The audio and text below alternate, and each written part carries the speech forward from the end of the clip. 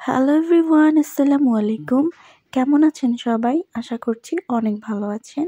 ঋতুস blogging and cooking চ্যানেলে সবাইকে স্বাগতম জানাচ্ছি নতুন আরও একটি ভিডিও দেখার জন্য।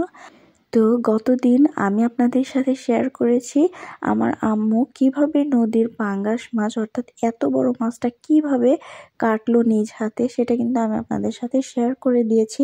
তো আজকে সেই নদীর বড় পাঙ্গাস মাছটাই আম্মু রান্না করেছেন। আর শীতের যে আলু বের হয়, অর্থাৎ আমরা যে বলি নতুন আলু, শীতের যে নতুন আলুটা বের হয় সেই নতুন আলু দিয়েই এই নদীর বড় পাঙ্গাস মাছটা রান্না করা হয়েছে।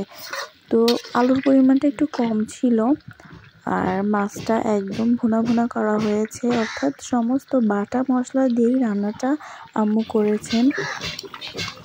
তো মাছটা কিন্তু অনেক মজার ছিল, যেহেতু মাছের সাইজটা অনেক বেশি বড় ছিল, মাছে অনেকটাই আঁশ হয়ে গিয়েছে।